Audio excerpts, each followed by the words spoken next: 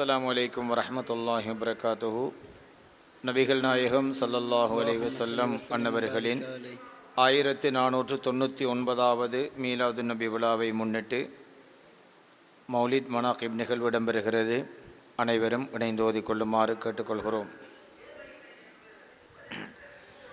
إلى حضرة النبي المصطفى والرسول المجتبى والحبيب المقتفى سيدنا محمد المرتضى صلى الله عليه وسلم وشرف وكرم ومجد وعظم. الفاتحة. أعوذ بالله من الشيطان الرجيم. بسم الله الرحمن الرحيم.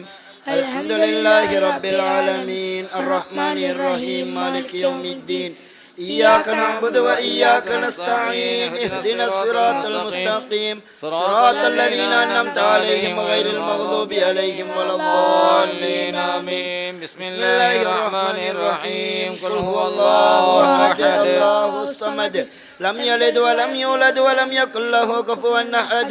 بسم الله الرحمن الرحيم. قل هو الله أحد الله الصمد لم يلد ولم يولد ولم يكن له كفوا أحد. بسم الله الرحمن الرحيم. قل هو الله أحد الله الصمد لم يلد ولم يولد ولم يكن له كفوا أحد.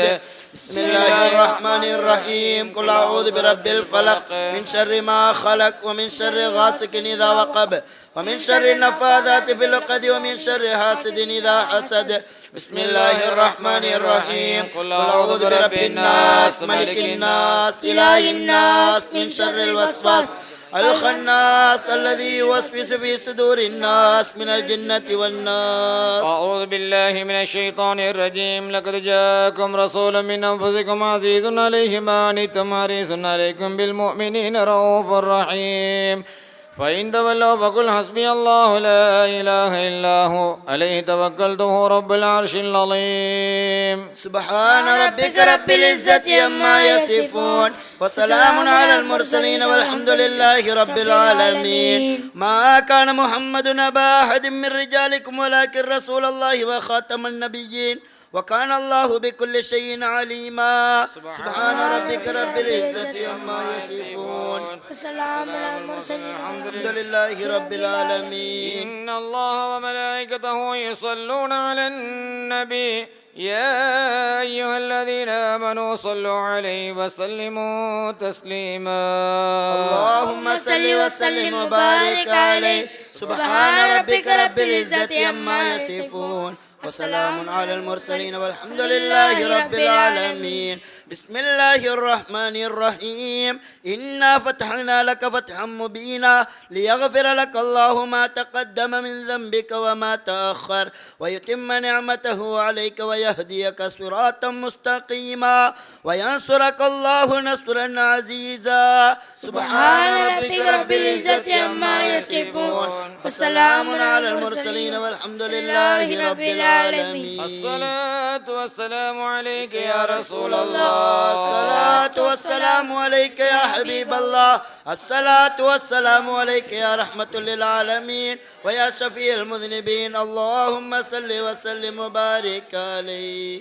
السلام عليك زين الأنبياء السلام عليك أتقى الأتقياء السلام عليك أسفى الأصفياء السلام عليك أزكى الأزكياء السلام عليك من رب السماء السلام عليك دعب بالانقضاء السلام عليك يا حسن تفرد السلام عليك يا كهفا وما قصد السلام عليك أحمد يا محمد السلام عليك طه يا ممجد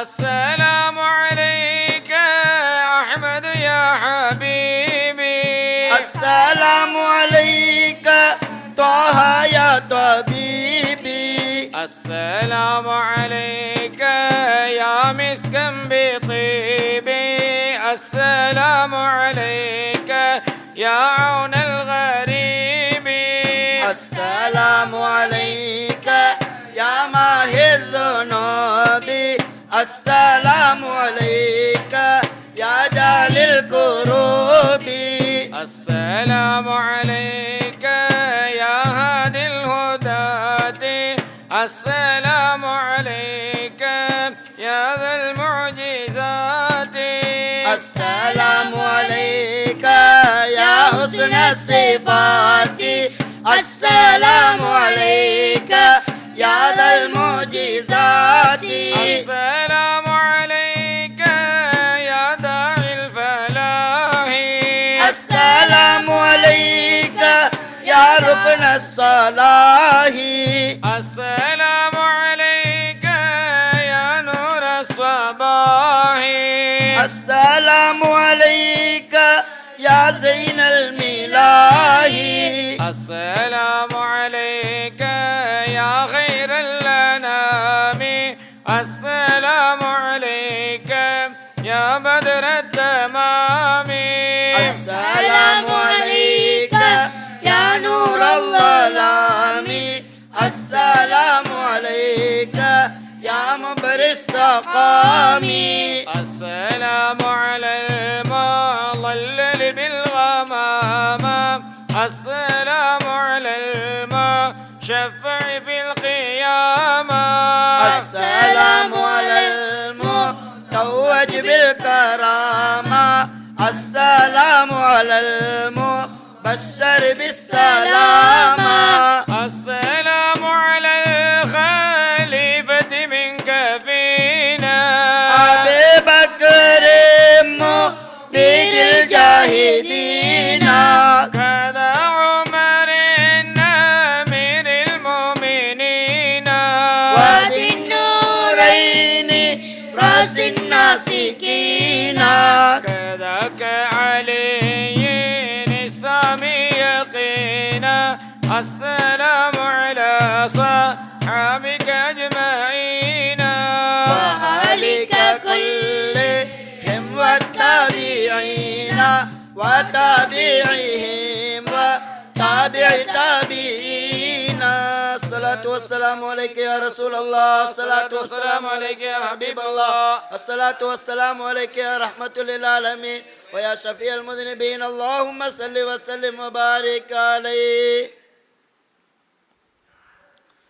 لا إله إلا الله لا إله إلا الله لا إله إلا الله محمد رسول الله يا نبي سلام عليكم يا رسول سلام عليكم يا حبيب سلام عليكم صلوات الله عليكم أشرق البدر علينا فاختفت منه البدر مثل حسنك ما رأينا قط يا وجه السرور أنت شمس أنت بدر أنت نور فوق نور أنت إكسر وغالي أنت مصباح الصدور يا حبيبي يا محمد يا عروس الخافقين يا مؤيد يا ممجد يا إمام القبلتين من رأى وجهك يسعد يا كريم الوالدين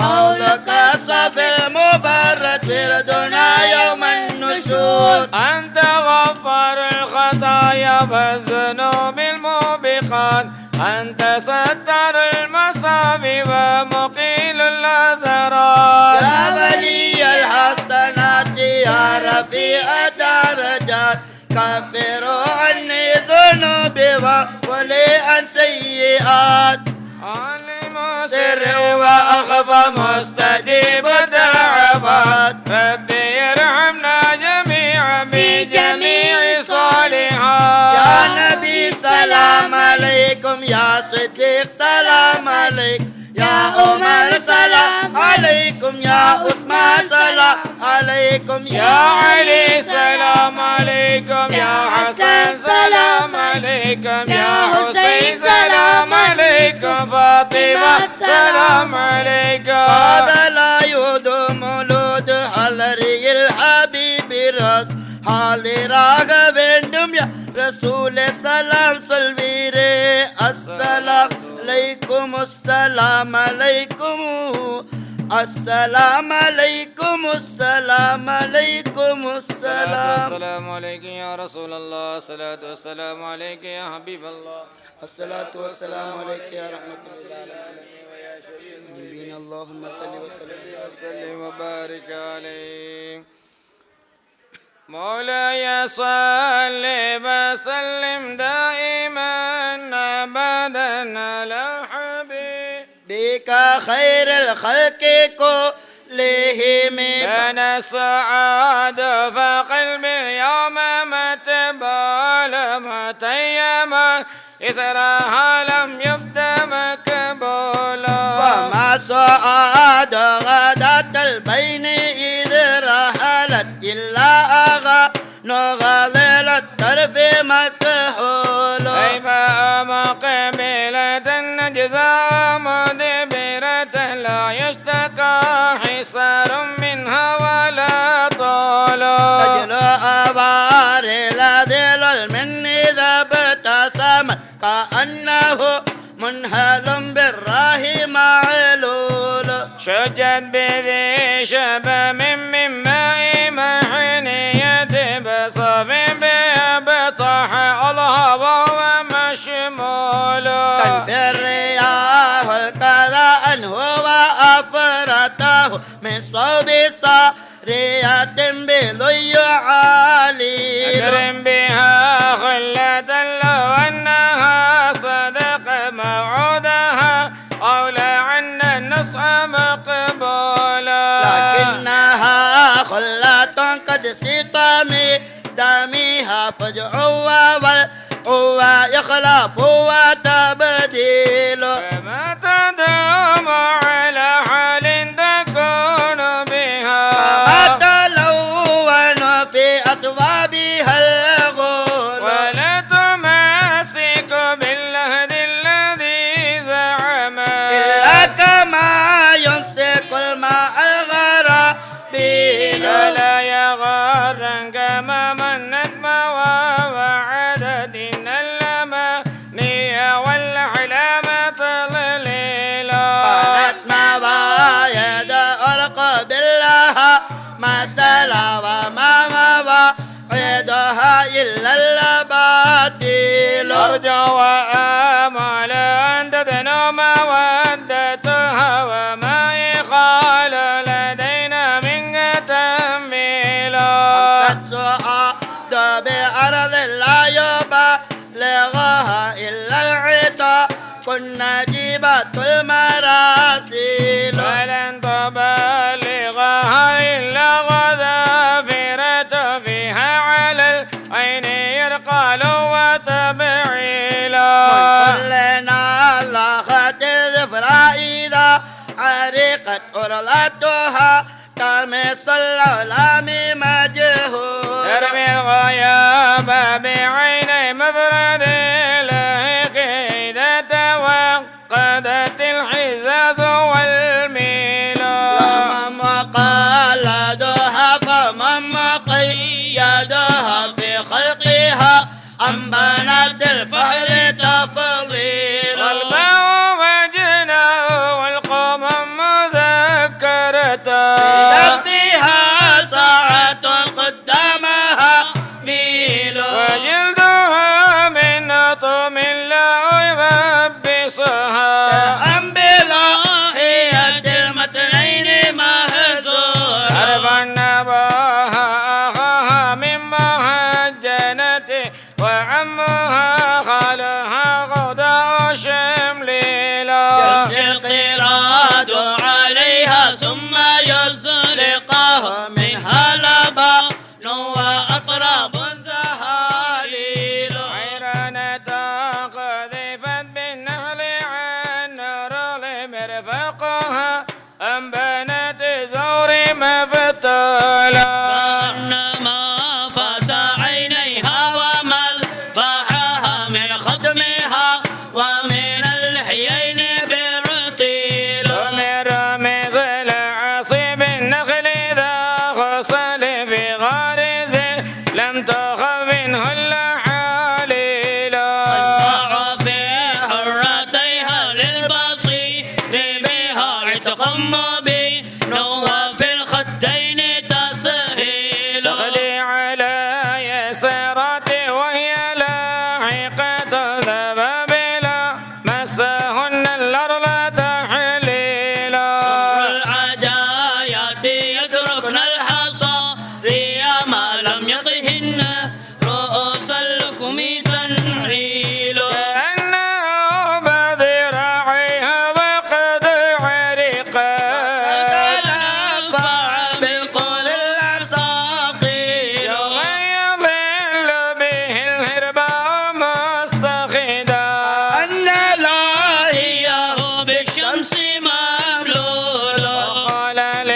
قوم هديهم قد جعلت فوق الجنادب يركلن الحصاقيل شد النهار ذراعي طلي نصف قامت فجا وبها نكد مساكين نواحت رخبة اللبعين ليس لها لما نعى بكرهن عون معقولا اللبان بكفيها ومذراعها مشقق عن ترقيها رعابيل الوشاة جنبيها فقالها ما إنك يا ابن أبي سلمى لمقتولا وقال كل خلل كنت آمله لألهي لك إني عنك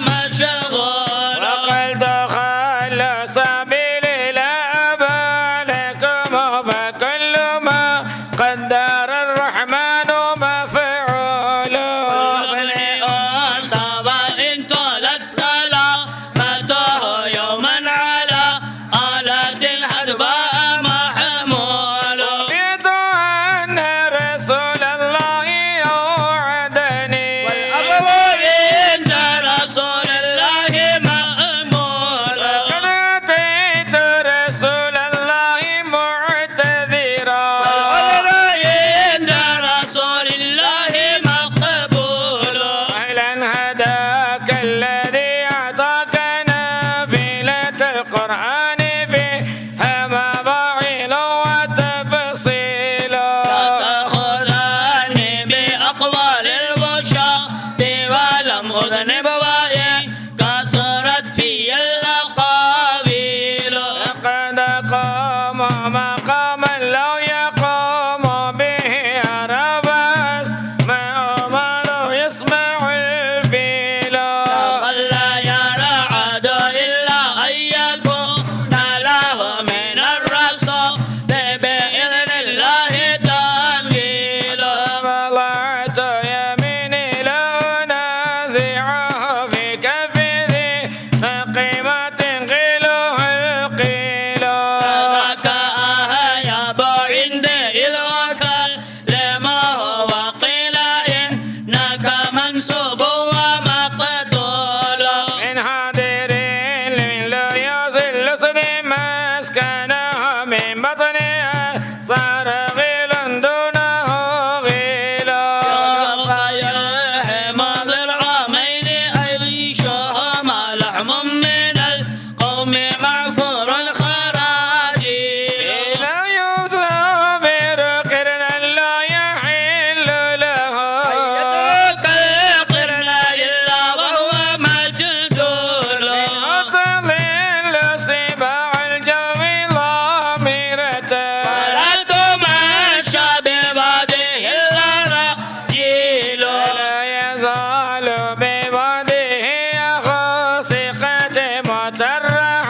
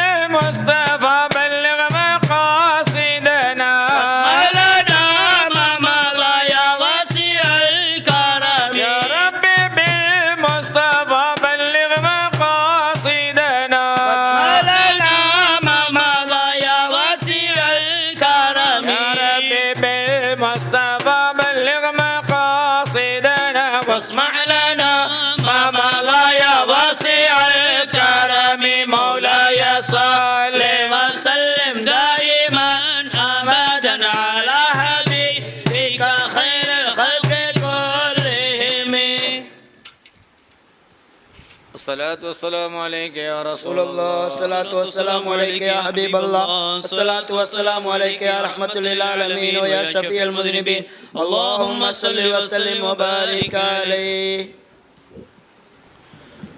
شبيهك بدر الليل بل أنت أنوار ووجهك من نور الملاحة يزهر يا زينة الدنيا ويا غاية المنى فمن ذا الذي عن حسن وجهك يصبر فما ولدت حواء من نسل آدم ولا في جنان الخلد مثلك آخر فثلثك كفور وربعك عنبر وسدسك ياقوت وباقيك جوهر وصابعنا خمس عن الخمس مخبرا فذلك بالحسبان والعد فانظروا فهنسر صديق وفاروق بن سارو وعثمان واستوى السبابة حيدر وإبهامنا خير رسول محمد فصلى عليه الواحد المتكبر الشافعي رسول الله والله غفير وديني من الأديان أغلى وأفخر إمامي كتاب الله والله قبلتي ولا رب إلا الله هو الله أكبر الصلاة والسلام عليك يا رسول الله الصلاة والسلام عليك يا حبيب الله الصلاة والسلام عليك يا رحمة للعالمين ويا شفيع المذنبين اللهم صل وسلم وبارك عليه مولاي صل وسلم دائما أبدا على حبيبك خير الخلق كلهم محمد أشرف الأعراب والعجم محمد خير من يمشي على قدمه محمد باسط المعروف جامعه محمد صاحب الإحسان والكرم محمد تاج رسل الله طيبة محمد صادق الأقوال والكلم محمد ثابت الميثاق حافظه محمد طيب الأخلاق والشيم محمد رويت بالنور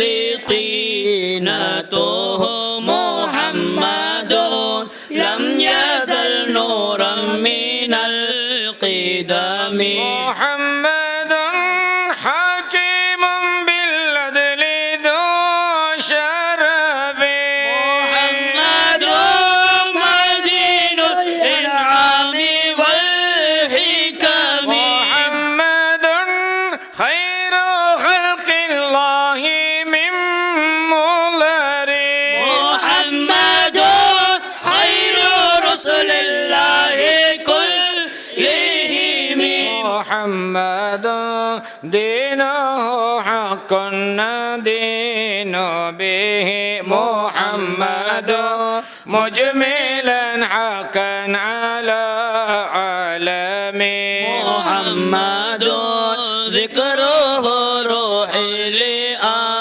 لأنفسنا محمد شكره فرض على الأمم محمد زينة الدنيا وبهجتها محمد كاشف الغمات والظلم محمد سيد طابت مناقبه محمد صاغه الرحمن بالنعم محمد صفوة الباري وخيرته محمد طاهر من سائر تهم محمد لاحق للضيف مكرمه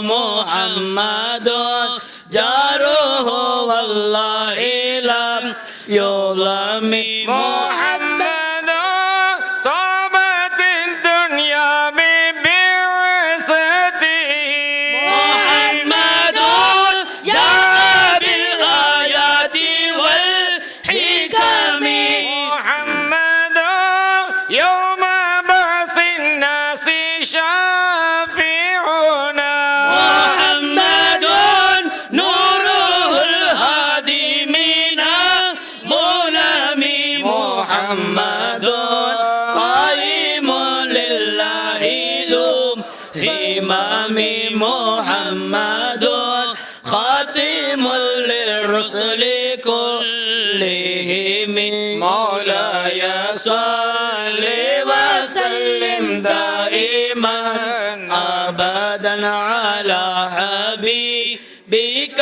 خير الخلق كلهم الصلاة والسلام عليك يا رسول الله الصلاة والسلام عليك يا حبيب الله الصلاة والسلام عليك يا رحمة للعالمين ويا شفيع المذنبين اللهم صل وسلم وبارك عليه أعوذ بالله من الشيطان الرجيم بسم الله الرحمن الرحيم إن الله وملائكته يصلون على النبي يا أيها الذين آمنوا صلوا عليه وسلموا تسليما اللهم صل على محمد يا رب صل عليه وسلم اللهم صل على محمد يا ربي صل عليه وسلم بسيدنا محمد نور لبدر الهدى متمم اللهم صل على محمد يا ربي صل عليه وسلم قلبي يحن إلى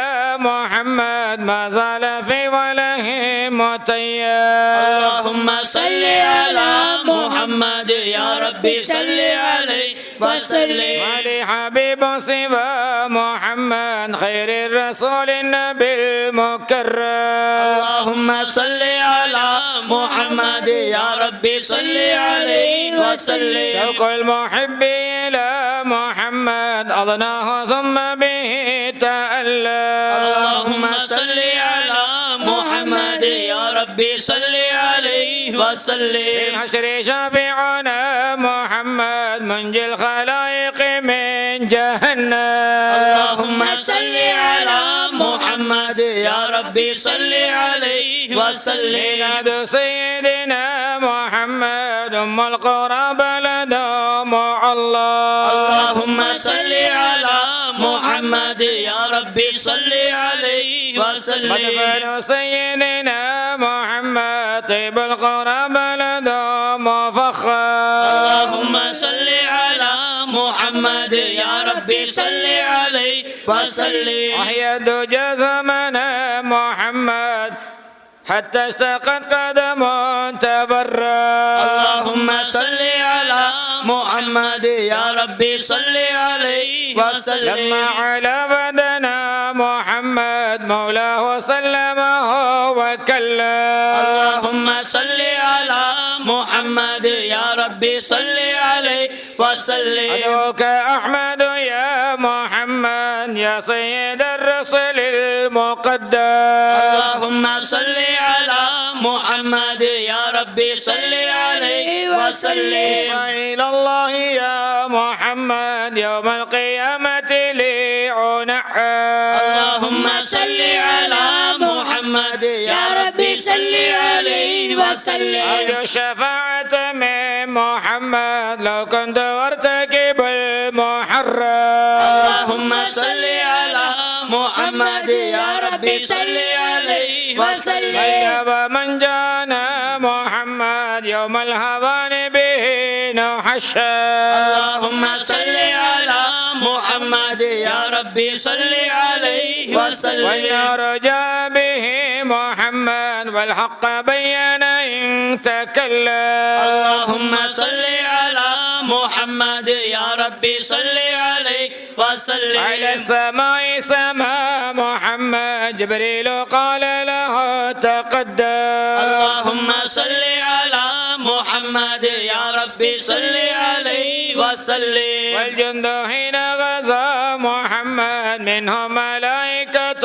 تصور اللهم صل على محمد يا ربي صل عليه وسلم والدين أظهره محمد والكفر أبطله فهدى اللهم صل على محمد يا ربي صل عليه وسلم عمر سيدنا محمد جيم وستون من معوض اللهم صل على محمد يا ربي صل عليه وسلم صلى الإله على محمد والآل والأصحاب صلى اللهم صل على محمد يا ربي صل عليه وسلم الصلاة والسلام عليك يا رسول الله الصلاة والسلام عليك يا محمد الصلاة والسلام آمين بسم الله الرحمن الرحيم الحمد لله رب العالمين اللهم صل وسلم على رسولك سيدنا محمد وعلى آل سيدنا محمد صلى الله عليه وسلم تم المولد الشريف مولد المصطفى المجتبى الرؤوف المنيف صلى الله عليه وعلى آله وصحبه وسلم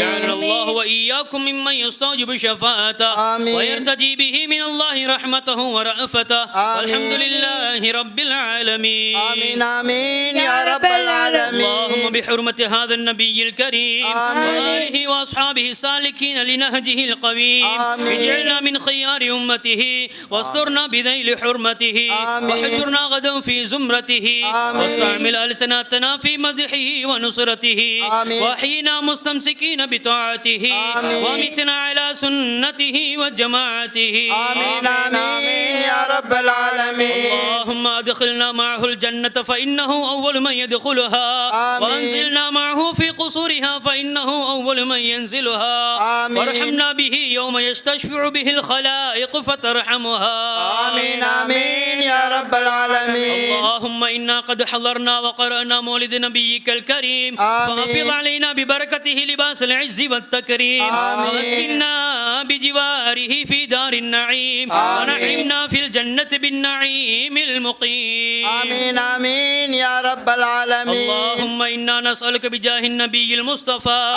آمين وآله أهل الصدق والوفاء أن كلنا معينا ومسعفا وبوئنا ببركته من الجنة غرفا وارزقنا بجاهه عندك قبولا وعزا وشرفا آمين آمين يا رب العالمين اللهم إنا نتوسل إليك بنبيك المختار وآله الأطهار وأصحاب الأخيار والسادات الأبرار أن كفر عنا الذنوب والأوزار واحرسنا من جميع المخاوف والأخطار واجمع بيننا وبينه في دار القرار وتقبل منا ما قدمناه من يسير أعمالنا في الإعلان والإصرار وارحمنا برحمتك واغفر لنا بمغفرتك إنك أنت العفو والغفار الرحيم الستار الكريم الجبار الواحد القهار إلهي تمم النعم علينا ووفقنا لشكرك ما بقينا أذقنا برد عفوك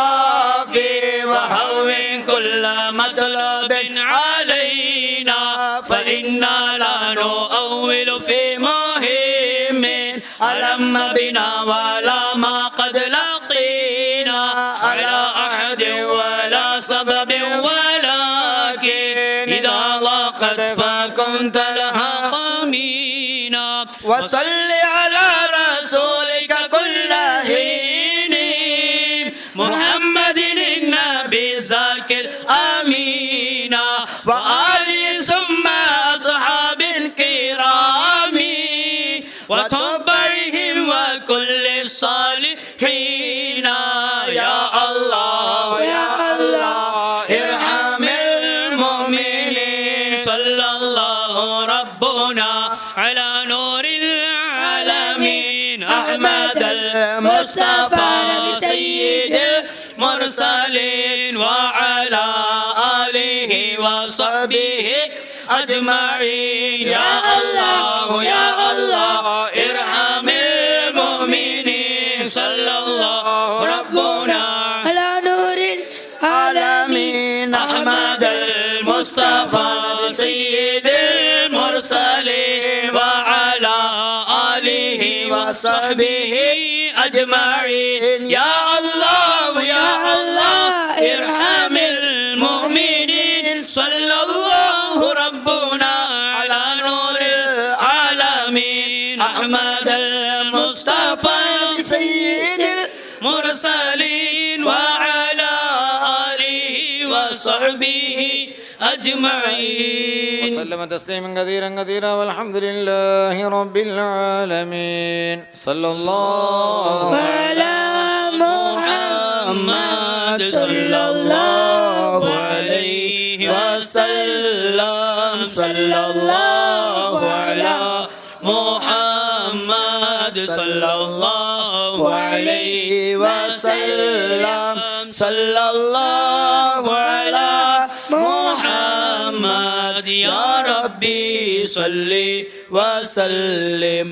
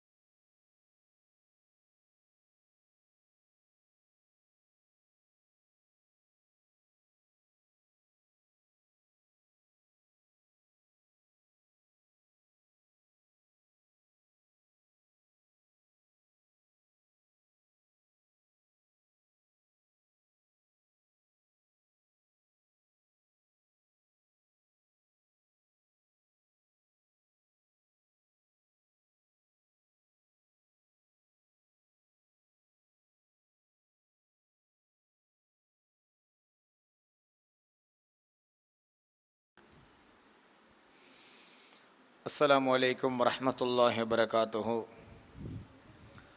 الحمد لله رب العالمين والصلاة والسلام على سيدنا محمد وعلى آله وصحبه أجمعين أما بعد. رضيت بالله ربا وبالإسلام دينا وبسيدنا محمد صلى الله عليه وسلم نبيا ورسولا وببيعتنا بيعة نعوذ بالله من غضب الله وغضب رسوله. கண்ணியத்துக்குரிய உலமாக்களே மற்றும் பெரியவர்களே, தாய்மார்களே, சகோதர சகோதரிகளே, நண்பர்களே, நபிகள் நாயகம் ஸல்லல்லாஹு அலைஹி வஸல்லம் அன்னவர்களுடைய 1499 வருட மீலாதுன் நபி விழாவிலே மௌலிது மனாகிபுகளை முடித்து தொடர்ச்சியாக சிறிய உபதேசங்களை நாம் பார்த்து வருகிறோம். அல்லாஹ்வுக்கு சுப்ஹானஹு வ தஆலா நபிகள் நாயகம் ஸல்லல்லாஹு அலைஹி வஸல்லம் அன்னவர்களை முதலாக ஒளியாக படைத்து அந்த ஒளியிலிருந்து சர்வ படைப்புகளையும் அல்லாஹு தஆலா படைத்தான். சர்வ படைப்புகளையும் படைத்த அல்லாஹ் நபிகள் நாயகம் ஸல்லல்லாஹு அலைஹி வஸல்லம் அன்னவர்களுடைய அந்த ஒளியை நபி ஆதம் அலைஹிஸ்ஸலாத்து வஸ்ஸலாம் அன்னவர்களிலே அல்லாஹ் பொறித்து இறுதியாக அப்துல்லாஹ் ரலியல்லாஹு அன்ஹு, ஆமினா ரலியல்லாஹு அன்ஹா ஆகிய 2 பேருக்கும் குழந்தையாக பிள்ளையாக இந்த உலகத்திலே பிறக்கச் செய்தான். நபிகள் நாயகம் ஸல்லல்லாஹு அலைஹி வஸல்லம் அன்னவர்களை ஆதம் அலைஹிஸ்ஸலாத்து வஸ்ஸலாம் அன்னவர்களில் இருந்து அவர்களை இறுதியாக இந்த உலகத்திலே பிறக்கின்ற வரைக்கும் பரிசுத்தமான தந்தைகளின் முதுகந்தண்டு வழியாகவும் பரிசுத்தமான தாய்மார்களின் கருவறைகள் வழியாகவும் அல்லாஹு தஆலா இந்த உலகத்திலே பிறக்கச் செய்தான். அந்த அடிப்படையில் நபிகள் நாயகம் ஸல்லல்லாஹு அலைஹி வஸல்லம் அன்னவர்களை ஒவ்வொரு நபிமார்களுடைய முதுகந்தண்டிலும் நபி இப்ராஹிம் அலைஹிஸ்ஸலாம் வரைக்கும் அல்லாஹு தஆலா கொண்டு வருகிறான். இப்ராஹிம் அலைஹிஸ்ஸலாத்து வஸ்ஸலாம் அவர்களில் இருந்து 2 பிள்ளைகள் பிறக்கிறார்கள். ஒன்று இஸ்மாயில் அலைஹிஸ்ஸலாம், அடுத்தது இஸ்ஹாக் அலைஹிஸ்ஸலாம். இந்த 2 பேரில் இஸ்மாயில் அலைஹிஸ்ஸலாத்தினுடைய வழியாகத்தான் ஸல்லல்லாஹு அலைஹி வஸல்லம் அன்னவர்களை அல்லாஹு தஆலா மாற்றம் செய்கிறான். அறிஞர்கள் ஒரு செய்தியை சொல்வார்கள். இப்ராஹிம் அலைஹிஸ்ஸலாத்து வஸ்ஸலாம் அவர்கள் தன்னுடைய மகனார் இஸ்மாயில் அலைஹிஸ்ஸலாம் அவர்களை பலியிட துணிந்த பொழுது கத்தி அறுப்பதற்கு மறுத்தது காரணம் இஸ்மாயில் அலைஹிஸ்ஸலாம் அவர்களுடைய முதுகந்தண்டிலே ஸல்லல்லாஹு அலைஹி வஸல்லம் அவர்களுடைய ஒளி இருந்த காரணத்தினால் என்று சொல்லுவார்கள். அதுபோல நபி நூஹ் அலைஹிஸ்ஸலாத்து வஸ்ஸலாம் அவர்களின் முதுகந்தண்டிலே ஸல்லல்லாஹு அலைஹி வஸல்லம் அன்னவர்கள் இருந்த காரணத்தினால் தான் நூஹ் அலைஹிஸ்ஸலாத்து வஸ்ஸலாம் அவர்களும் கப்பலிலே காப்பாற்றப்பட்டார்கள் என்று அறிஞர்கள் இந்த செய்தியை சொல்வார்கள். இப்ராஹிம் அலைஹிஸ்ஸலாம் நெருப்பிலே வீசப்பட்ட பொழுது அவர்கள் காப்பாற்றப்பட்டதும் ஸல்லல்லாஹு அலைஹி வஸல்லம் அன்னவருடைய ஒளியை சுமந்த காரணத்தினால் தான் என்று சொல்லுவார்கள்.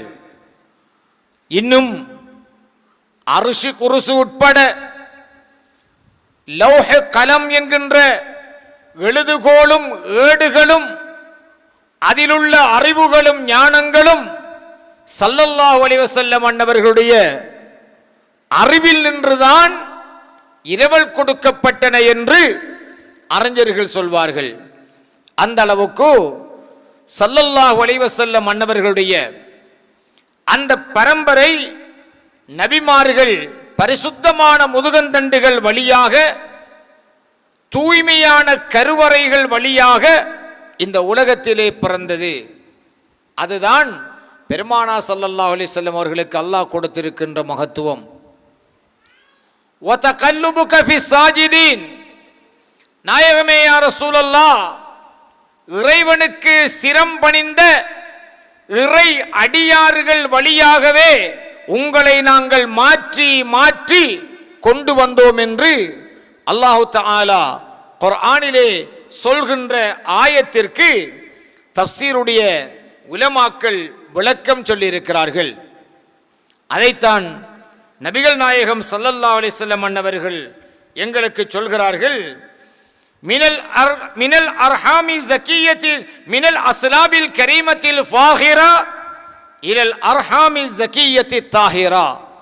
ஸல்லல்லாஹு அலைஹி வஸல்லம் அன்னவர்களை பரிசுத்தமான முதுகம் சங்கையான முதுகந்தண்டுகள் வழியாகவும் பரிசுத்தமான கருவறைகள் வழியாகவும் அல்லாஹு தஆலா மாற்றி மாற்றி கொண்டு வந்தான்.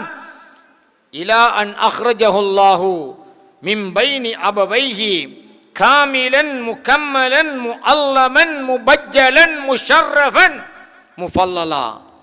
ஸல்லல்லாஹு அலைஹி வஸல்லம் அவர்களை சிறப்பு மிக்கவர்களாக, மகிமை மிக்கவர்களாக, பிரகாசம் மிக்கவர்களாக, பரிபூரணமானவர்களாக, பிறருக்கும் பரிபூரணத்தை கொடுக்கக்கூடியவர்களாக அல்லாஹ் சுப்ஹானஹு வ தஆலா அவர்களை பிறக்கச் செய்கின்ற வரைக்கும் பரிசுத்தமான தாய் தந்தை வழியாகவே ஸல்லல்லாஹு அலைஹி வஸல்லம் அவர்களை அல்லாஹ் மாற்றி மாற்றி மாற்றி கொண்டு வந்து இந்த உலகத்திலே பிறக்க வைத்தான். அவர்களின் தந்தையாக இருப்பதற்கான தகுதியை பெற்றவர்கள் அப்துல்லாஹ் ரலியல்லாஹு அன்ஹு. அவர்களின் தாயாக இருக்கின்ற தகுதியை பெற்றவர்கள் ஆமினா ரலியல்லாஹு அன்ஹா. அந்த இரண்டு பேரையும் அல்லாஹ் சுப்ஹானஹு வ தஆலா ஸல்லல்லாஹு அலைஹி வஸல்லம் அன்னவர்களை கொண்டு சங்கைப்படுத்தினான்.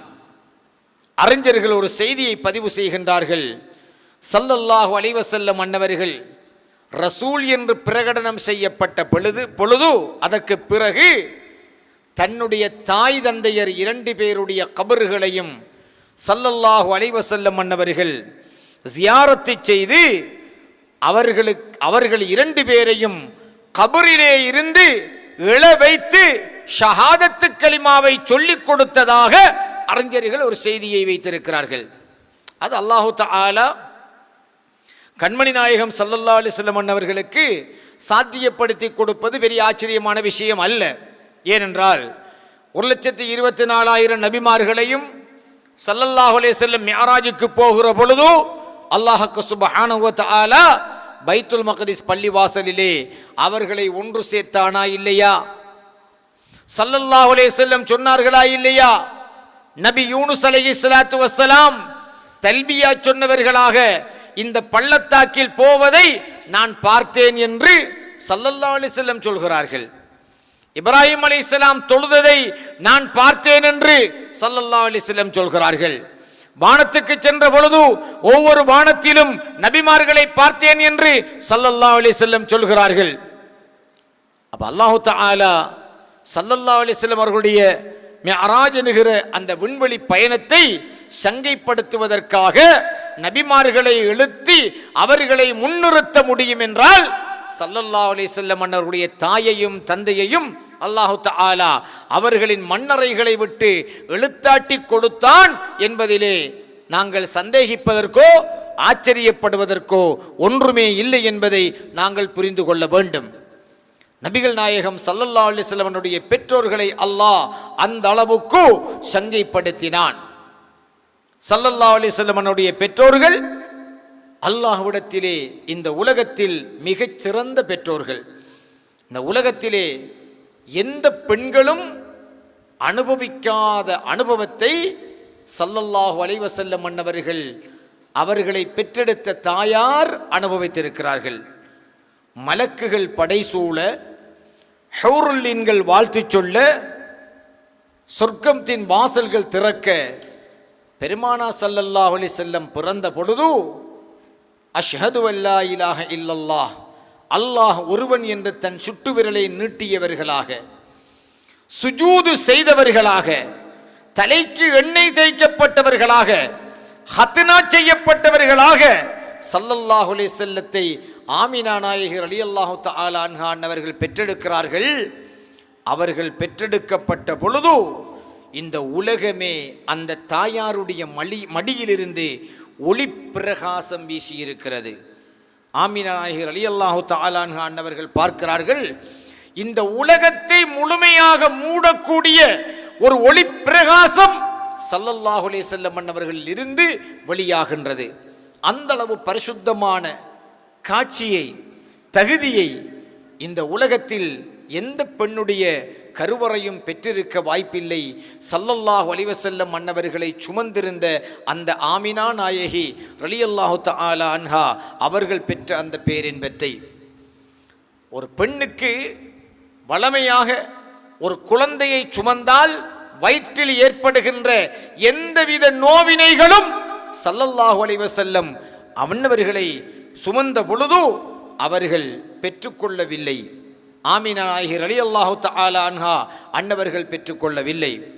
ஸல்லல்லாஹு அலைஹி வஸல்லம் அன்னவர்கள் பிறக்கப் போகின்றார்கள் என்கின்ற செய்தி தயாராகிய பொழுது, ஸல்லல்லாஹு அலைஹி வஸல்லம் பிறக்கின்ற நேரம் வந்த பொழுது, வறுமியத்தி ஷயாத்தீனு மினஸ் ஸமாஇ பிஷ்ஷுஹுபி ஸவாகிஃப், வானுலகத்திலே ஒட்டு கேட்கின்ற சகலவிதமான கெட்ட ஷைத்தான்கள் ஜின்களும் வானுலகத்தை விட்டு எறியப்பட்டு அவர்கள் துரத்தி அடிக்கப்பட்டார்கள். ஸல்லல்லாஹு அலைஹி வஸல்லம் அன்னவர்களை ஆமினா நாயகி ரலியல்லாஹு தஆலா அன்ஹா வயிற்றிலே சுமக்கிறார்கள். ஃபலம்மா ஹமலத் பிஹி உம்முஹு ஆமினா ரலியல்லாஹு தஆலா அன்ஹா அவர்கள் ஸல்லல்லாஹு அலைஹி வஸல்லம் அவர்களை சுமந்த பொழுது, வலம் தஜித் லி ஹம்லிஹி ஸிகலம் வலா அலமா, எந்தவித பாரத்தையோ அல்லது நோவினைகளையோ அன்னை ஆமினா நாயகி ரலியல்லாஹு தஆலா அன்ஹா அன்னவர்கள் உணரவே இல்லை என்று அறிஞர்கள் சொல்கிறார்கள். அப்படி ஒரு குழந்தையை இந்த உலகத்திலே பெற்ற அந்த தாய், அந்த தந்தை, அந்த வம்சத்தை அல்லாஹ் இறைவனுக்கு சுஜூது செய்கின்ற பரிசுத்தமானவர்கள் வழியாகவே அல்லாஹு தஆலா இந்த உலகத்துக்கு பிறக்கச் செய்தான். மட்டுமல்ல, அவர்களுடைய பரம்பரை யார்? ஸல்லல்லாஹு அலைஹி வஸல்லம் அன்னவர்களுடைய பரம்பரையை அல்லாஹு தஆலா குர்ஆனிலே சொன்னான், இன்னமா யுரீதுல்லாஹு லியுذஹிப அன்குமுர் ரிஜ்ஸ அஹ்லல் பைத்தி வயுதஹிரகும் தத்ஹீரா. ஸல்லல்லாஹு அலைஹி வஸல்லம் வந்த வழி மட்டுமல்ல, ஸல்லல்லாஹு அலைஹி வஸல்லம் உடைய வம்சத்தையும் கியாமத் நாள் வரைக்கும் அல்லாஹு தஆலா பரிசுத்தமான வம்சமாகவே அல்லாஹு தஆலா ஆக்கிவிட்டான். இது குர்ஆனில் உள்ள விஷயம். சொன்னார்கள் ஸல்லல்லாஹு அலைஹி வஸல்லம், கடைசி காலத்திலே மக்களை நேர்வழிப்படுத்துவதற்காக வரவிருக்கின்ற இமாம் மஹ்தி அலைஹிஸ்ஸலாம் அன்னவர்கள் என்னுடைய மகளார் ஃபாத்திமா ரலியல்லாஹு அன்ஹா அவர்களின் வம்சத்தில் தான் வருவார்கள் என்று ஸல்லல்லாஹு அலைஹி வஸல்லம் சொன்னார்கள். அந்த அளவு ஆதம் அலைஹிஸ்ஸலாம் தொடக்கம் அப்துல்லாஹ் ஆமினா ரலியல்லாஹு அன்ஹுமா 2 பேர் வரைக்கும் பரிசுத்த வழியிலே சங்கையான முதுகந்தண்டிலும் சுத்தமான கருவறைகளிலும் ஸல்லல்லாஹு அலைஹி வஸல்லம் எவ்வாறு வந்தார்களோ அதுபோல அவர்களுடைய வம்சம் கியாம பரிபந்தம் வரைக்கும் அல்லாஹ்வால் பரிசுத்தமாக்கப்பட்ட வம்சம் என்று அல்லாஹு தஆலா எங்களுக்கு பறைசாட்டி இருக்கின்றான். ஆகவே அன்புக்குரியவர்களே, ஸல்லல்லாஹு அலைஹி வஸல்லம் அன்னவர்களுடைய வம்சத்தை சாமானியமாக நாங்கள் யாரும் கருதிவிடக்கூடாது. அவர்களுடைய தாய் தந்தையர்களை அல்லது அவர்களின் பரம்பரையில் இருக்கின்ற யாரையுமே நாம் என்ன செய்யக்கூடாது? இகழ்வாக, இழிவாக பேச மட்டுமல்ல, கற்பனை பண்ண மட்டுமல்ல, எண்ணவும் கூடாது என்பதை உங்களுக்கு இந்த இடத்திலே நான் சொல்லிக் கொள்கிறேன். ஸல்லல்லாஹு அலைஹி வஸல்லம் பிறந்த பொழுது அவர்களுடைய பாட்டனார் அப்துல் முத்தலிப் ரலியல்லாஹு அன்ஹு அவர்கள் அந்த குழந்தையை கையில் எடுத்து அல்ஹம்துலில்லாஹில்லதி ஆதானி ஹாதல் குலாமத் தய்யிபல் அர்தானி என்று பாடினார்கள். பரிசுத்தமான இந்த குழந்தையை எனக்கு அளித்த அல்லாஹ்வுக்கே எல்லா புகழும் என்று அவர்கள் ஒரு கவியை பாடினார்கள். மழை இல்லாத பொழுது ஸல்லல்லாஹு அலைஹி வஸல்லம் அன்னருடைய பெரிய தந்தை அபூ தாலிப் நாயகம் அவர்கள் சொன்னார்கள், வ அபியது யுஸ்தஸ்கல் கமாமு பிவஜிஹி, இந்த பிள்ளை யார் தெரியுமா? என்னுடைய தம்பியுடைய பிள்ளை இருக்கிறதே, இந்த குழந்தை அபூ தாலிப் நாயகம் ஸல்லல்லாஹு அலைஹி வஸல்லம் உடைய பெரியப்பா சொன்னார்கள், வஅபியலு யுஸ்தஸ்கல் கமாமு பிவஜ்ஹிஹி, இவர்களுடைய திருமுகத்துக்காக வானம் மழை பொழிகின்ற குழந்தை என்று அவர்கள் சொன்னார்கள். அந்த அளவுக்கு ஸல்லல்லாஹு அலைஹி வஸல்லம் அன்னவர்களுடைய தூய்மையை அல்லாஹு தஆலா அவர்கள் பிறந்த பொழுது அவர்களுடைய பெரியப்பா, அவர்களுடைய அப்பா எல்லோருக்கும் விளங்கும்படி அல்லாஹு தஆலா ஆக்கி வைத்திருக்கிறான். இது பற்றி நிறைய விஷயங்களை ஆமினா நாயகர் ரலியல்லாஹு தஆலா அன்ஹா அவர்கள் எங்களுக்கு சொல்லி இருக்கிறார்கள். ஆக அன்புக்குரியவர்களே, ஸல்லல்லாஹு அலைஹி வஸல்லம் அன்னவர்களை புகழுவது கொண்டு எங்கள் இதயங்கள், எங்கள் உள்ளம், எங்களுடைய சிந்தனைகள் பரிசுத்தம் அடைந்து அந்த பெருமானா ஸல்லல்லாஹு அலைஹி வஸல்லமுடைய முன்னிருக்கின்ற முன்னோர்களையும் அவர்களுக்கு பின்னிருக்கின்ற சந்ததிகளையும் நாம் அனைவரும் கண்ணியத்தோடு மரியாதையோடு நாம் அனைவரும் உள்ளத்தால் அன்பு கொள்ள வேண்டும் என்று வேண்டி எல்லாம் அல்லாஹ் நம் அனைவருடைய ஈமானையும் அவர்களுடைய மஹப்பத்தை கொண்டு தரிபாடாக்கி அவர்களின் சுன்னத்துக்களை வழிமுறைகளை பின்பற்றி நடக்கக்கூடிய மக்களாக நம் அனைவரையும் எல்லாம் வல்ல அல்லாஹ் ஆக்கி அருள் புரிவானாக. ஆமீன் யா ரப்பல் ஆலமீன். வல்ஹம்துலில்லாஹி ரப்பில் ஆலமீன். வஸ்ஸலாமு அலைக்கும் வரஹ்மத்துல்லாஹி வபரகாத்துஹு.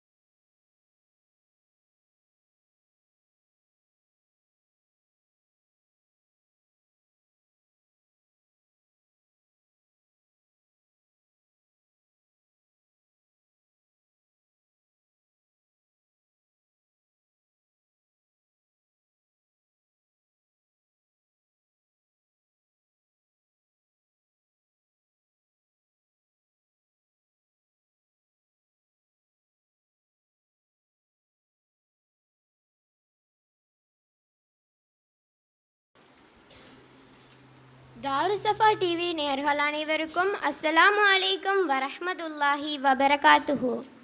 ஃபிதாக்க ரூஹி யா ரசூலல்லாஹ், ஃபிதாக்க நப்சி யா ஹபீபல்லாஹ். கற்பனையில் நினைத்தாலே கதி கலங்குது, இப்படியா நபி வாழ்க்கை இதயமுருகுது. கற்பனையில் நினைத்தாலே கதி கலங்குது, இப்படியா நபி வாழ்க்கை இதயமுருகுது. மன்னராக திகழ்ந்தார்கள், மார்க்கம் வளர்ந்தது, மனித புனிதர் வயிறு நிறைய வறுமை இருந்தது. கேட்கும் நமது கண்களிலே ஈரம் நிறையுது, இறைவன் ஏற்கும்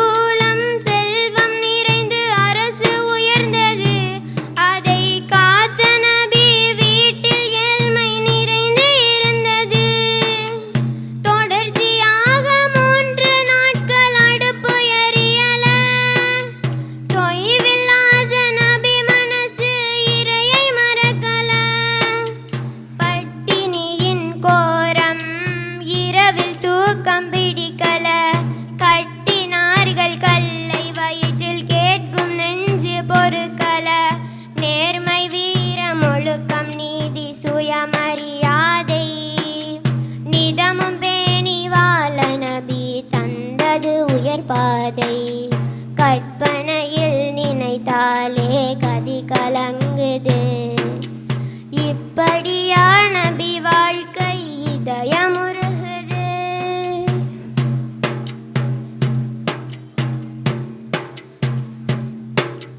பாயொன்று படுக்கை அது பகலின் வீட்டின் கதவு.